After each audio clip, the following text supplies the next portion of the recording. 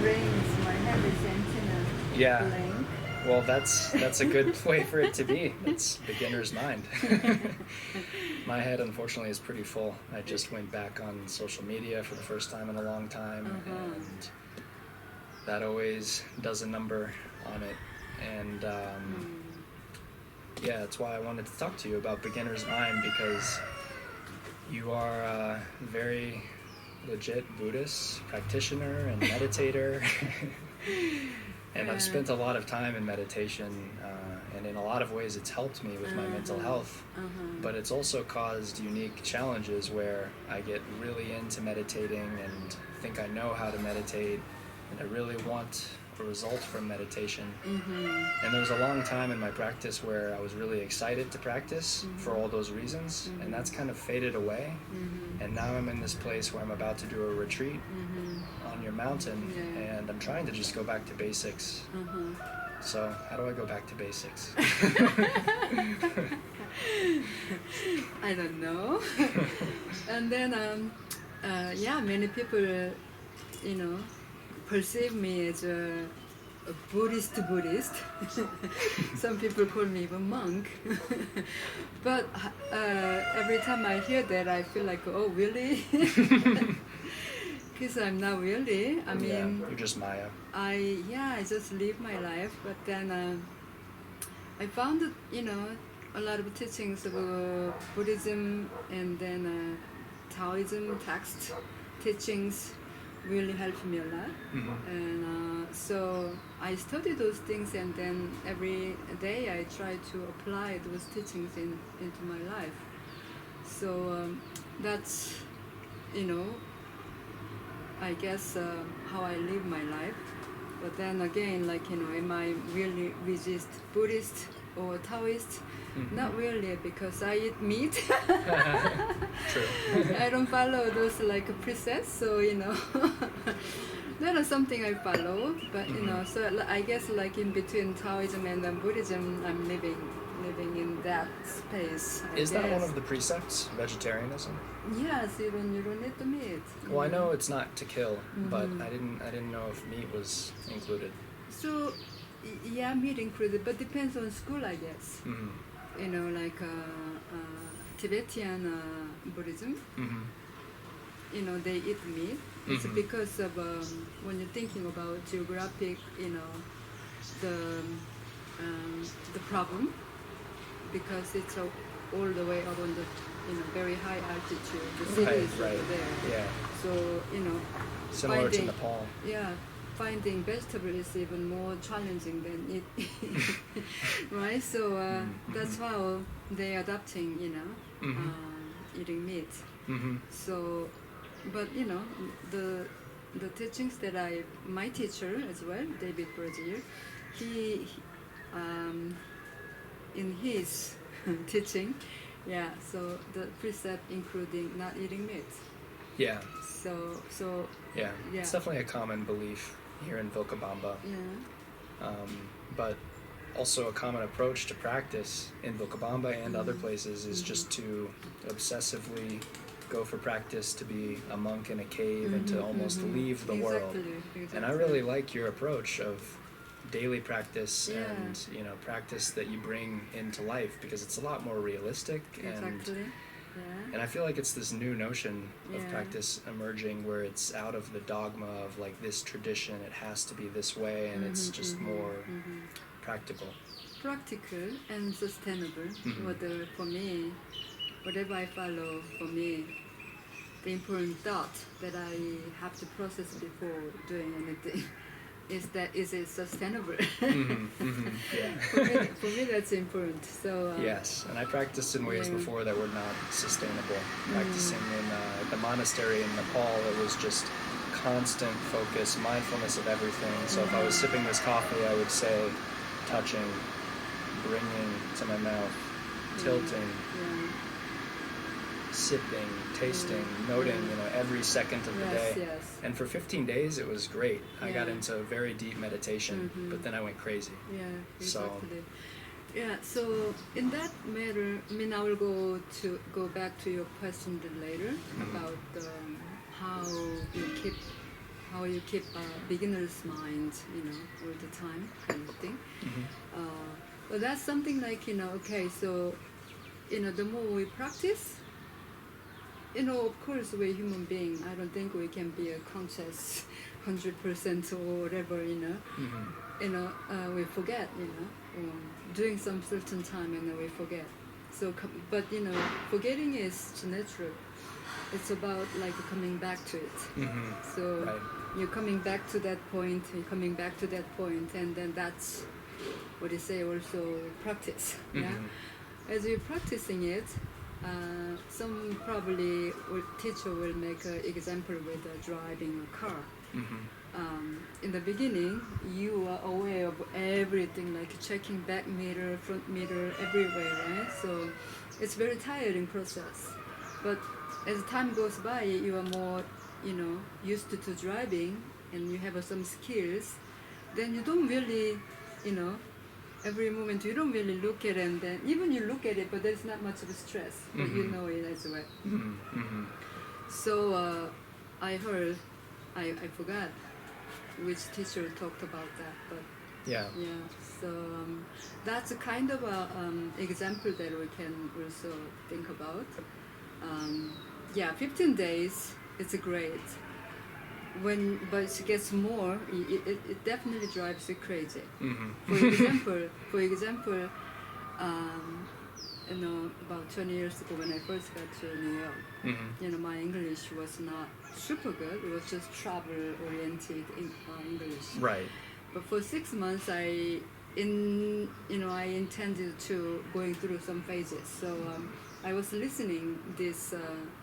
Back then, my time, it's a cassette tape. Yeah, I remember those. Yes, cassette tape. So Yeah. I was listening this one cassette tape every day, every moment, like all the time. How it, the strip, or they call. Later, because I listened too much, it got like loose. So the sounds comes like You just like tune it out. No, that's because physically I was playing so much. So the tape got to lose. Oh, the physical tape. Yeah, got to lose. So the sounds like Oh. how are you kind of thing. I thought you were saying you heard it so much that it was just noise. No. So I did that for 6 months. What happened is that in the beginning it's nice, like you said, 15 days, whatever, couple months. It's you feel like you're improving and it's very nice. And then later you get so tired because it takes so much energy from you. Yeah. And then in the evening, I don't feel like talking any language. Right. Not even Korean, nothing really. I didn't want it to. But about 6 months later, suddenly my mouth started to open, and without thinking, I was able to talk. Oh wow. And then there's so much freedom to it, and so it makes me feel so good. So my point here is that there is like some turning point. I think I'm talking about where it becomes natural. Yeah, it becomes a little bit more natural. Yeah. So yeah, that's interesting. Yeah, so again, I would say sustainable, and then continuously, or you keep repeating, and then at moment you feel like you're never improving anymore. But suddenly, some months later, wow, I definitely have improved. Right. And there's much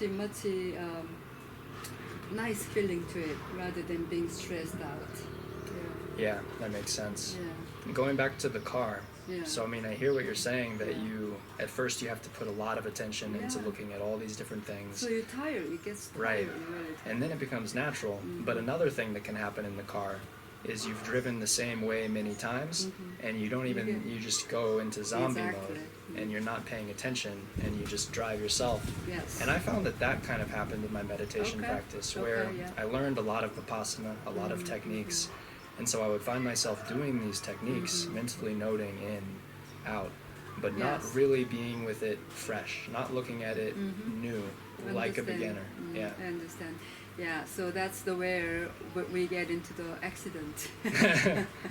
When you feel like comfortable with the things, then because somehow you're ignoring something, or just got into habit of it again. So Mhm. that's the time. If just physical, when you're talking about physical driving, you make accident. So Yeah. you are in an accident right now in the situation with the vipassana meditation, I think. Yeah. Well, I thought that Yeah. ayahuasca helped me to get out of it a little, just changing up my spiritual path and going on another avenue. Yeah. I feel like I got a second chance at childhood with Yeah, Mama Aya. yeah. And now in Ecuador, I feel like I have a third chance at childhood with Mama Maya. Mm-hmm. But is Who's that Mama Maya? Me? is that why you don't want me to do ayahuasca? Because you want me to move on? Yeah, exactly. Mm. You know, as a person following Buddha's teaching, Sakyamuni Buddha. And a person who has done Yeah. plant medicine, so you're speaking from experience. Exactly. So, yeah, for me, going through that plant medicine ceremonies, it definitely helped to some degree. But again, it's another tool. It's a tool. So you get to that point where it becomes so just like habit. Mhm. So I guess like. And I see a lot of people doing that, Yeah. just going on plant medicine retreats Yeah. every few months, and it's like what they do, and they feel like they're growing spiritually. But it's they're not really learning. It's not. It's Yeah. just like getting another high. Right. I would Yeah. say it's like Mhm. having high at that moment. That will Yeah. last about maybe some days, but you know, the more you're doing that habitually, the more you get back to the habitual, behavior, right away. Mhm. Really. Mhm. And if you're relying on it to go to the high, Mhm. you might even lose your ability to climb up the mountain yourself. Exactly.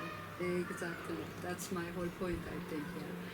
So again, it's just like it's my life, right? Mhm. Somehow we got to this world as a human being. I don't know how, you know. You don't remember any past lives or anything? Yeah, I don't really know.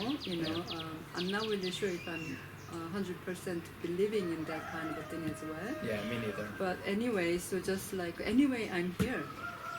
Right. This being is here right now. Right. So for me, it's like okay, so I have given this time. What I'm gonna do? How am I gonna do? How am I gonna use this time? And then that means like how am I gonna live this life? Mm-hmm. So that's the biggest question for me all the time. So again, life can be without choice or with a choice. Some people say we always have a choice. Some people would say, well, really, again, that's, I don't know, it's too deep for me, too deep, Yeah, free will versus determinism, yeah, it's a philosophical conversation. It's too deep for me, but for sure I know that I like to live this life more positive way, and then, with more fun, Mm-hmm. something like that. Mm-hmm.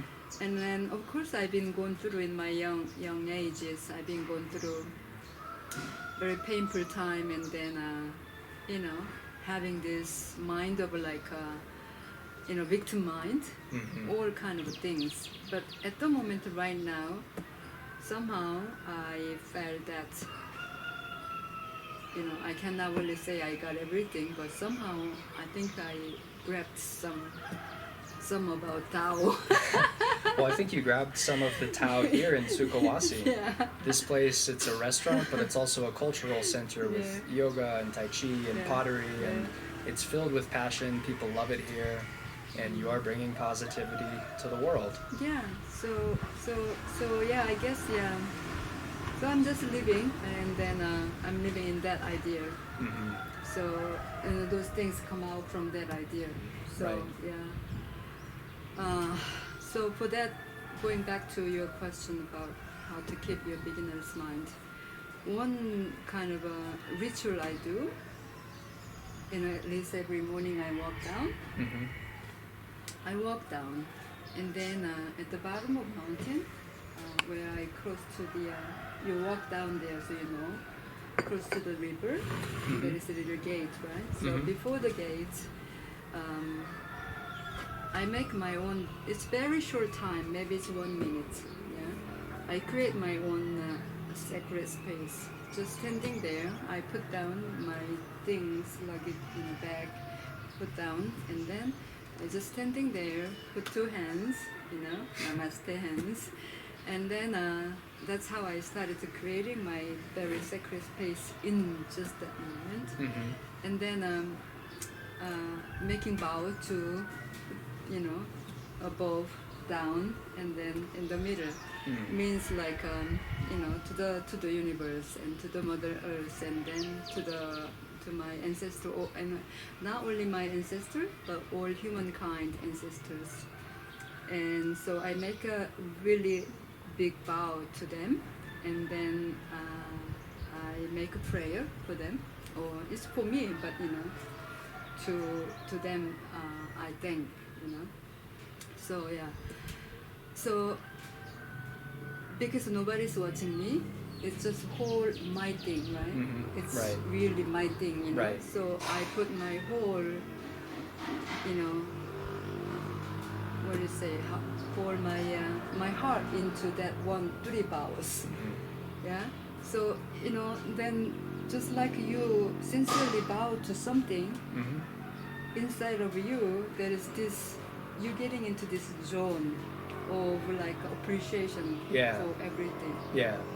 And then so I walk down here, then of course my face is just, I'm happy, just happy, yeah. So I would say that's how I keep my daily life more meaningful. Yeah.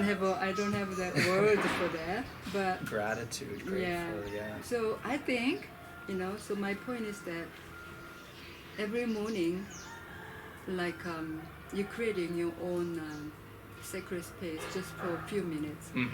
So that could be your meditation. But you don't really, it's not necessarily you sitting for 30 minutes, an hour, 2 hours. It's not about that. Right. It's that the mind that you bring.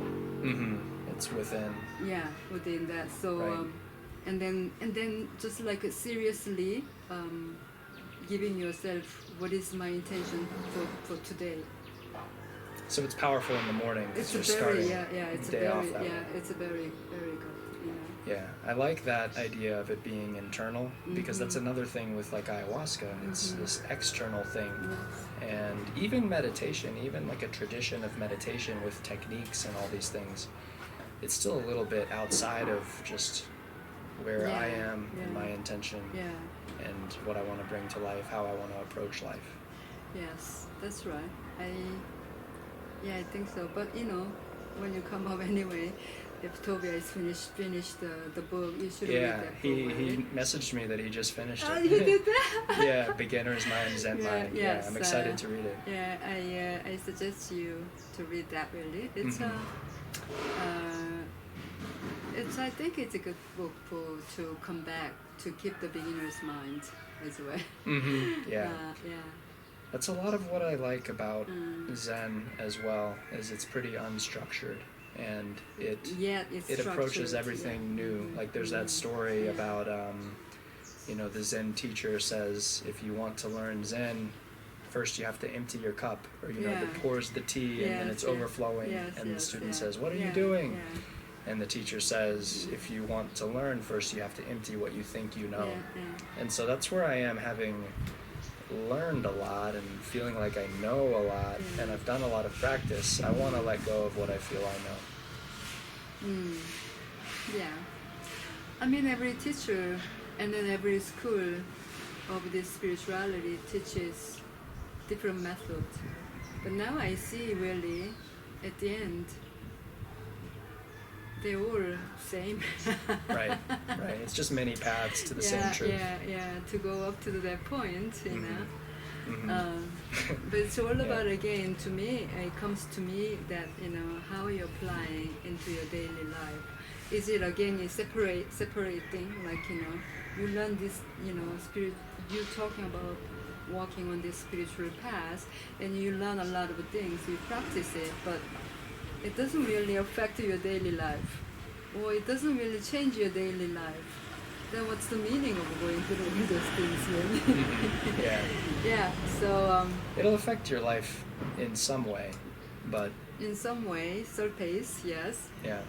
So going deeper probably is one word, because it's like that.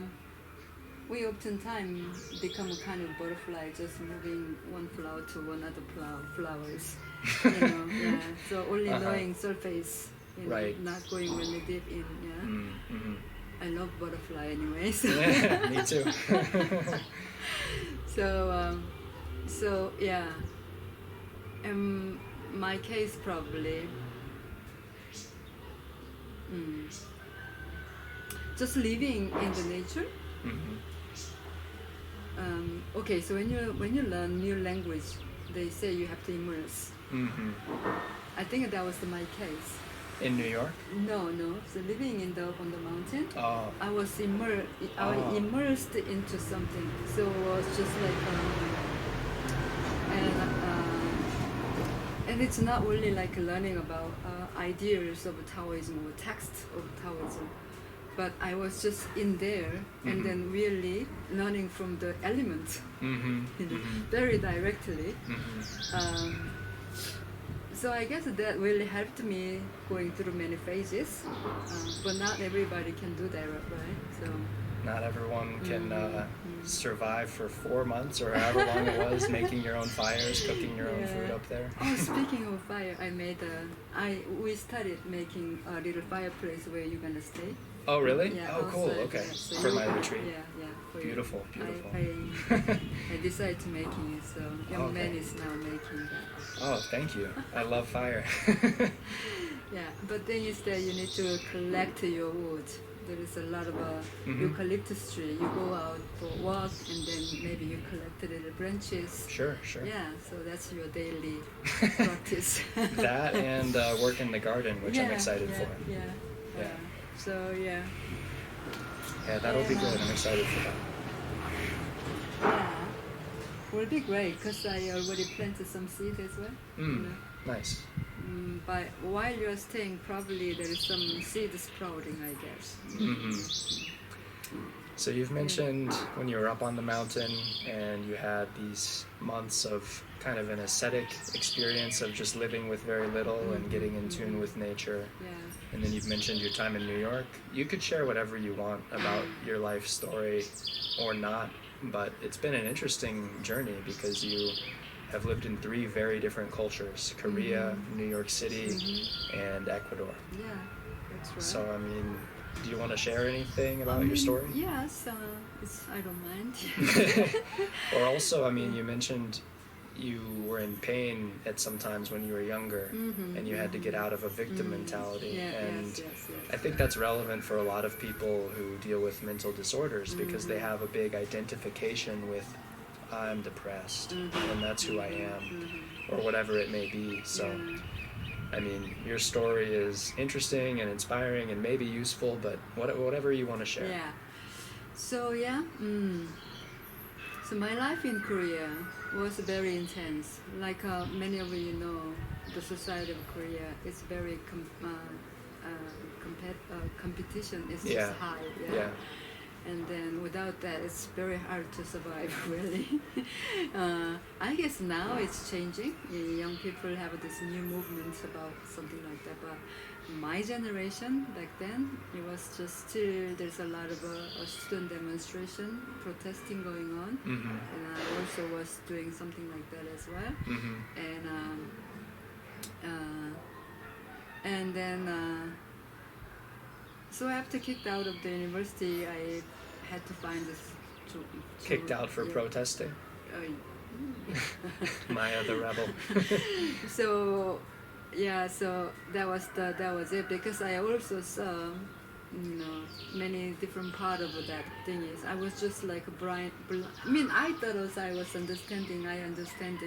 I understood something, so I was like, let's change something, yeah, kind of a thing. But yeah, that was something much more like influenced by others as well. So seniors in the university, you listen to them, and then you just to some degree quite blindlessly. You just, blindly just following these things. Right. And then at the end, like, you see, they were talking really, beautiful, but yet they couldn't really follow their idea as well, when they have some opportunity to go into the politic area, they would go, and then when they got in there, they do the same thing, but internally they had to go through something as well, but externally maybe they become powerless when you actually be in that area. And so I don't really know. I would not go into that too deep. So there is a disappointment as well, because I was young, just 20 years old. So, but then so I had to find a way to, make a living, So I started to doing graphic design in Korea, and then going through this like. Okay, so as a woman having this design studio, and I have 3 designers working for me, and then I have to, my responsibility is to bring clients, right? So in order to bring the client, you have to, that's the kind of a culture in Korea. You have to, drink, and then it's like, those, like, I don't know the word in English. Like a boys' club? No, not boys' club. In order to be able to get your client, you go out to have a dinner with the client, right? Or going to the karaoke, or all those things, So we used to be a queen of karaoke. Really? We should bring it back at Sukkha Wasi, karaoke night. So yeah, going through all those things, and then in that time, really, I had to be very strong mentally, right? Because you drink a lot, really. So like you were drinking it, and then making the whole the table very fun, and then I will go to bathroom, and then I will just throw up, kind of a thing. Wow, jeez. Oh yes. Wow. I've been going through that time, yes. And then I got to the early 30, I just couldn't take it anymore. So again, I had to change my life. So my decision was to live in Korea. In here, I cannot do anymore. Yeah. So the environmentally, I was not in the, in the right environment to change my life. So. And what about the environment made it hard?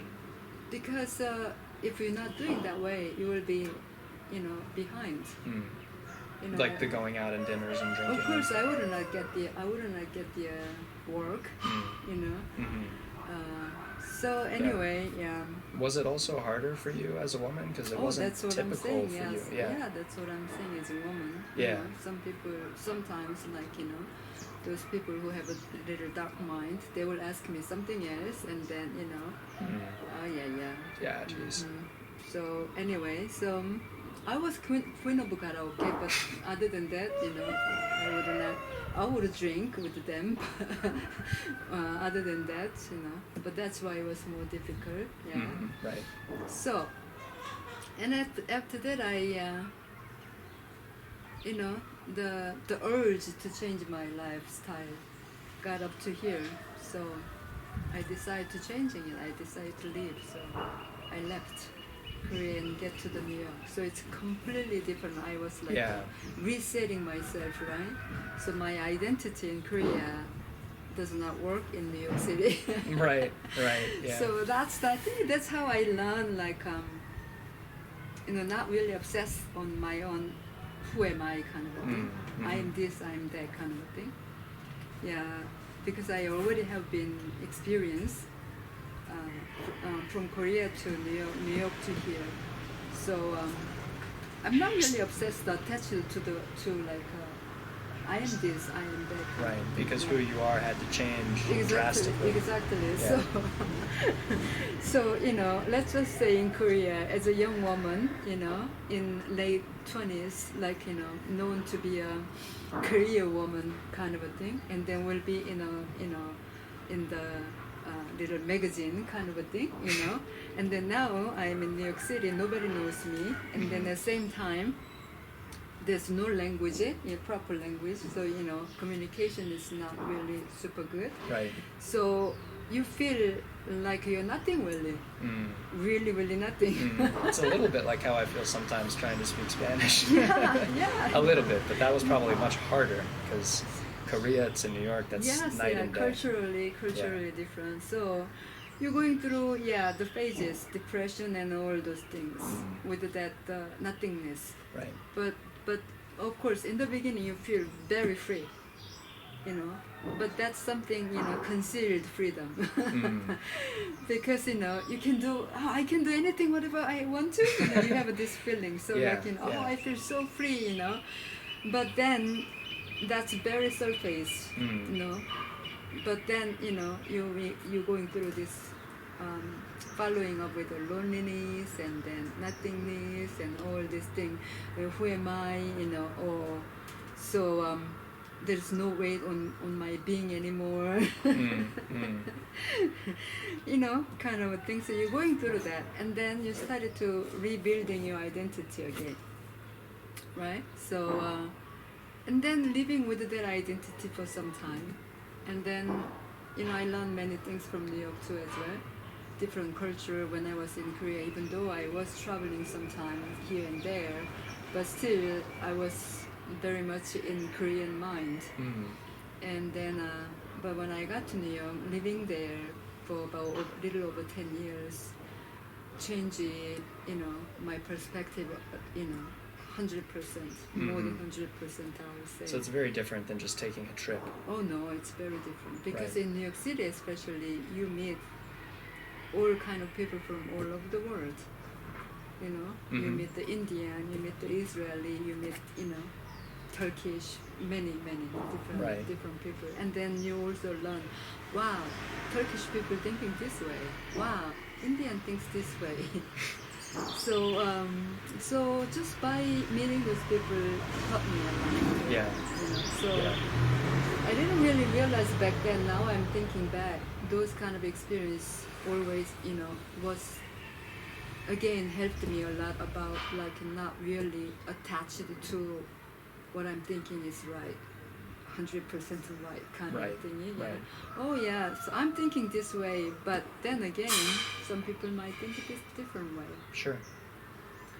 But again, that was just time. I think the idea of that can enter to my head. With the idea of like, oh, I'm thinking this way, but some people might think a different way. I could be wrong. Yeah, I could be wrong. That idea got into it. Before, no, a lot of Koreans, have this very unified, thinking as well, because individualism is less important than collective. Yeah. And America is all about individualism. Exactly. Yeah. So I was more used to thinking collectively, rather than me.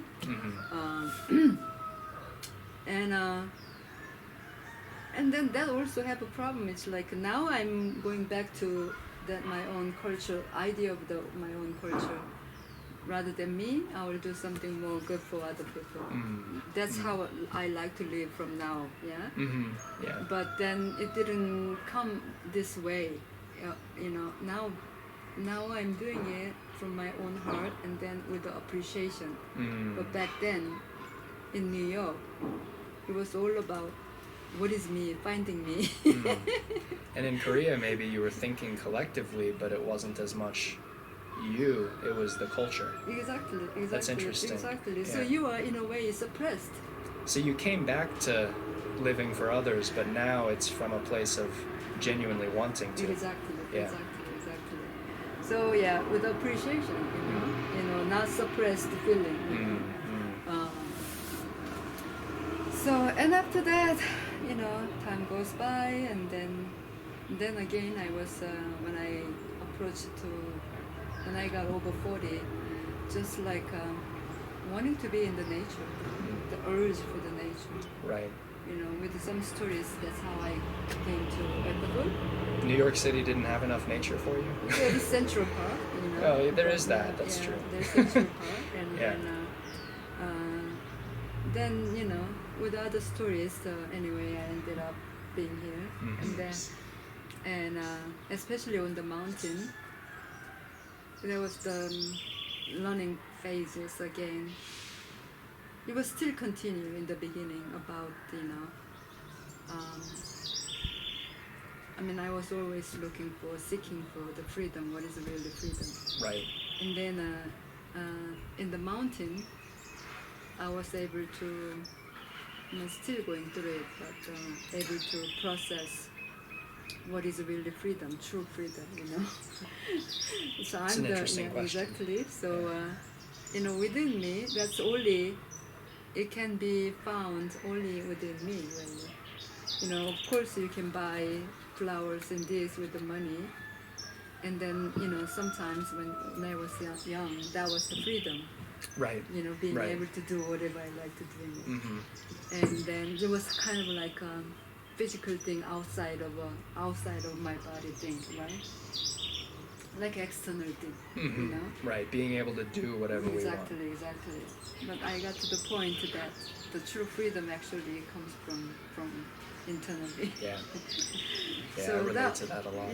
Yeah. So starting life on the mountain was all about that, processing and let go, and then getting over one phases and moving on to another phases. So that was it. Yeah, that resonates with me a lot, because in America especially, America's all about freedom, and it was founded on the premise of freedom, but we often think about freedom as being able to do anything we want, but we're not free to want whatever we want, and we're not free to not do what we want. We have compulsions and habits and patterns, and so I've been also very much wanting to be truly free. Yeah, it's a long journey, Yeah.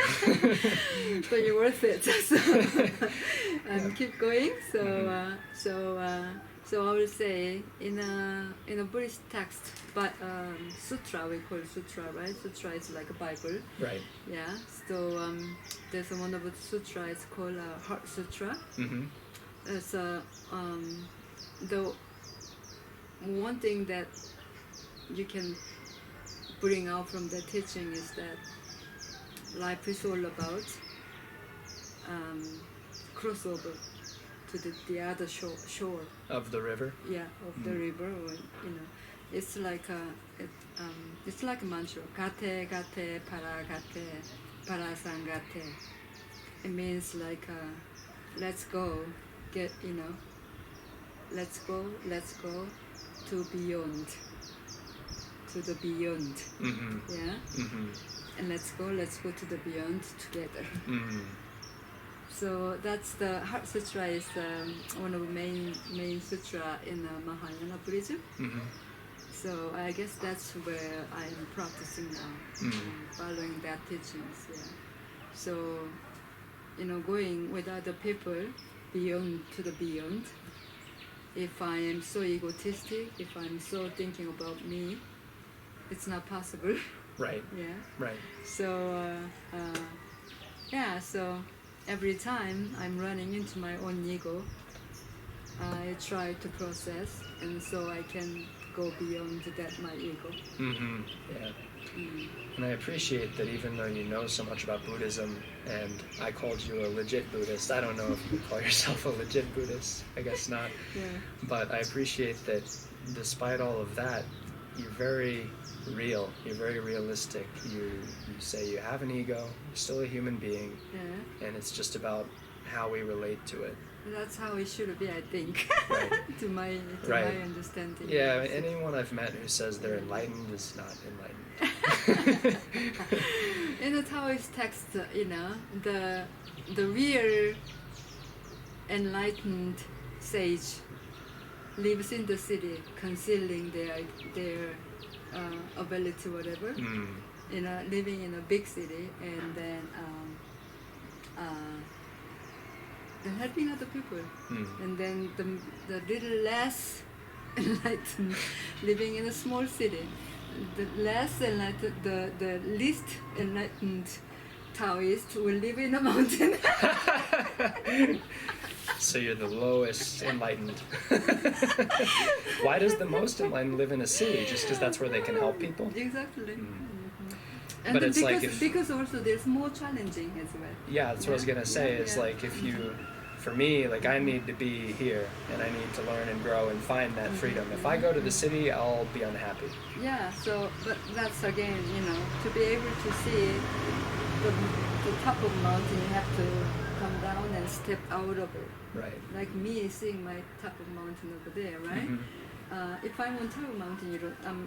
If I'm in the middle of mountain or in the valley, you don't see it. So I guess my point is that to be able to actually see something. Okay, for example, if there is tornado is going on, if you are inside of a tornado, you are just swirled with the tornado. You don't really see outside what's going on, but just continuously swirling. Right. But if you are outside of a tornado, you are able to see the tornado. So, but then at the end, eventually you have to go into the tornado again. But that's different. You have a completely different perspective about that tornado. Right. So you are still being able to finding peace in you, even midst of all this even the swirling. tornado. Yeah, I like that. Yeah. So that's what they say. The teachers say. Yeah. And then that's what I want to also learn. So.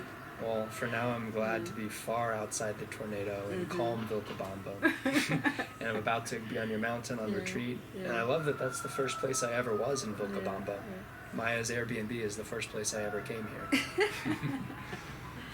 So I will make one more example. So I was staying about 3 years in the mountain. Still I would have, some people coming, but it was more like really solitude living. I didn't really have much guests, I didn't even have a guest house back then. It was just my hut and living there. So there's some point that I felt like, I'm pretty peaceful now. I'm pretty. I think I can dealing with this and that. So Yeah. So I decided to put myself, being a fish on the cutting board. So I got a job in Vilcabamba. I asked the, back then juice factory in Vilcabamba was one of this place where all the people goes, and one of the place most busy kind of place. Was it still Maria? Yeah, it's the same Maria. So I asked Dennis and Maria, please, hire me. Actually, you don't have to give me money, but they said no, I will pay you if you can work here. It would be great. I would love that. So please come work, and then but definitely we'll pay. That's what they say. So I got to $20 per day. It's a lot more money than some people getting in local people. Oh yeah, that's in Ecuador. That's almost 10 times as much as some people make. Not 10 times. $20 per day. It's per day. I thought you said per hour. Yeah, that's normal. Yeah. No, $20 per day. Yeah, the cost of the labor. lowest the labor here is $15 per day. Yeah. So it's crazy coming from the U.S. Yeah, so it's more than that. So anyway, I got well paid, and then I worked 2 days per week, and then in this busy time you go crazy really, just like every people was jumping in and your head gets just like a really spin really. So first day for some days, like it was very difficult, very very difficult. And when I got back home, super tired. And then at the end of my practice, it's about 3 months of practice, twice per week. Practice meaning your work at the Yes. instructor? Yeah. And about at the end of that, I was completely, it's like a slow motion.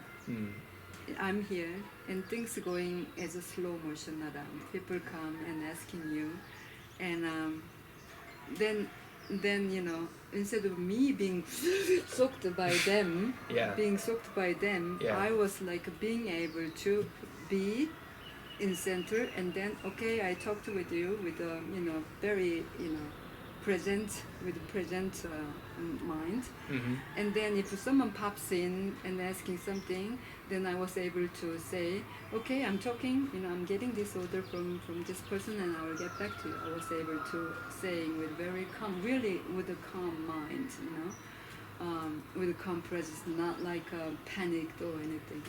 So there was really really good practice. So that reminded me of a story about this, like a Buddhist monk story, living in the mountain, 7 or 8 years, and then, he was pretty sure, so he went to the village trying to, do something, maybe, teaching or whatever, preaching, whatever. But after a few of those engaging with these villagers, this monk decided, oh no, I'm not. I thought I was ready, but I'm not ready, and then he went back to the mountain. That's me.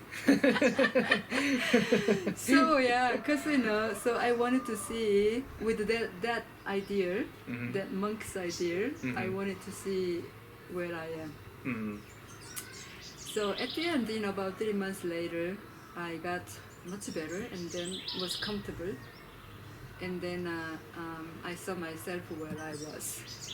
And since then, I think with all this practice, daily basis, I got much better than that. Yeah, still, that's one way of knowing where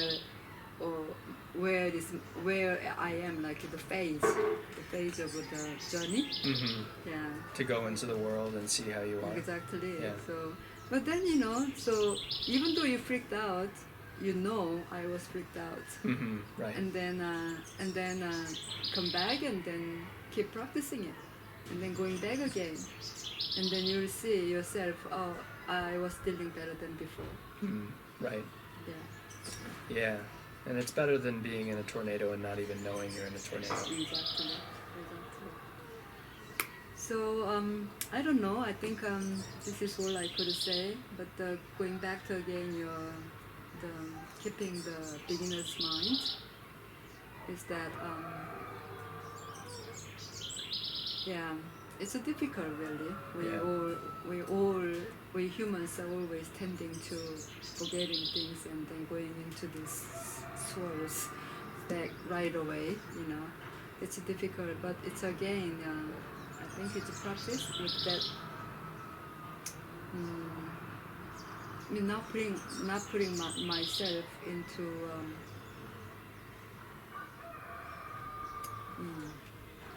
How can I say?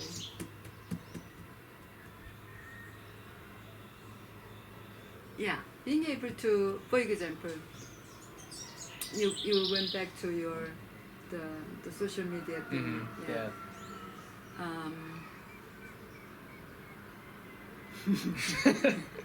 So you're not on Instagram, are you, Maya? I am. You are? I am. Oh, I didn't know that. I am. I do Facebook, Instagram, yes.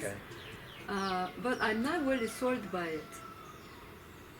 Yeah, you can relate to it, but not get. No, yeah. I read, friends post something and I read it, and kind of like see like what kind of state of mind she or he is right now.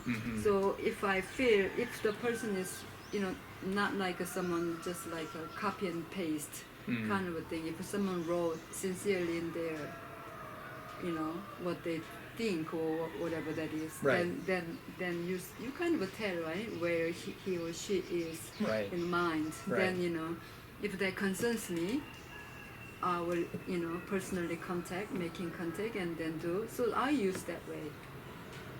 Sure. And then, of course, with the Sukkha Wasi now, I also need to promote. Yeah, right. Yeah, it's a tool and it can help. Exactly. Yeah. So I using it as a tool, just like you said, as a tool. So I don't really attach it to my personal thingy there. Right. Even though I put some personal thing. Which is normally what people do, Mm-hmm. and that's what I used to do. I Yeah. used to create this idealized image of myself of how I want everyone to see me. Yeah, exactly. And Yeah. that was not healthy. Yeah. No. Just. Yeah. Yeah. So. Then again, because accepting, we can be very easily hooked into something. Of course. Yeah. Accepting that, and then also be aware of that mind. And so not hooked into that, creating your sacred space, even just 2 minutes, 3 minutes in the morning, I think that will keep you a beginner's mind. Well, I'm excited to be on your mountain and to start again. Thank you, Maya. Thank you. Yeah.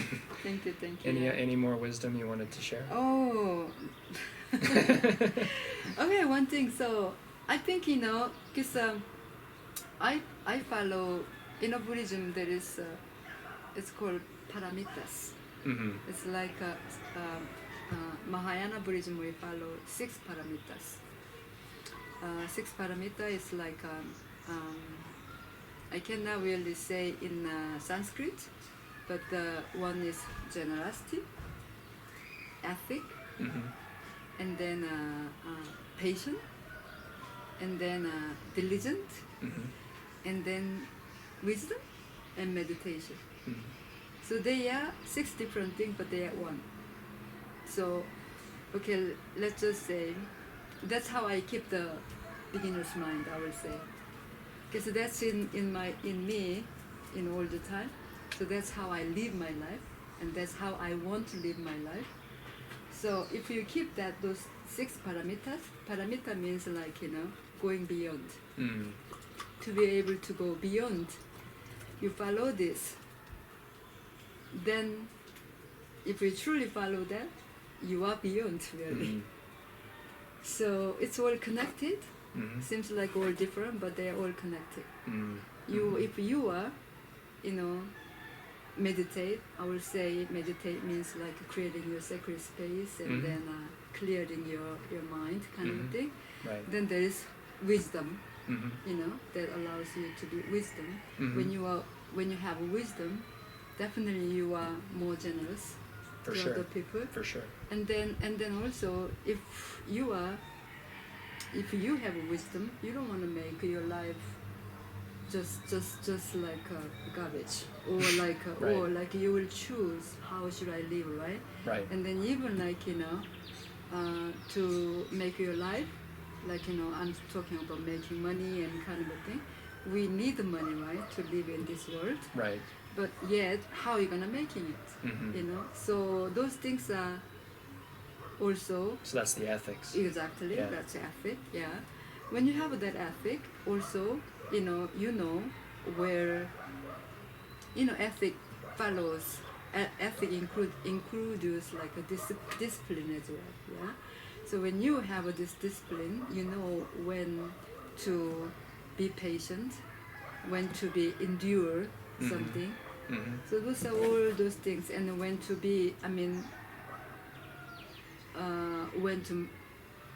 When to be more diligent. Sometimes you can be relaxed and but yet you make your life diligently more daily basis. Right. So they are all connected. When you are diligent, you you're making your life more productive in the way. Yeah. And also more positive. Yeah. Yeah. Like writing every day, Yes, meditating exactly, every day. exactly. So that's what I'm following as well. Yeah. I like that, and I like how it all goes together. Yeah, they are 6, but it's one. Yeah. Well, thank you, Maya, for helping us all go beyond together. Thank Thank you. Thank you, Rayman. Yes, thank you. Should I cut?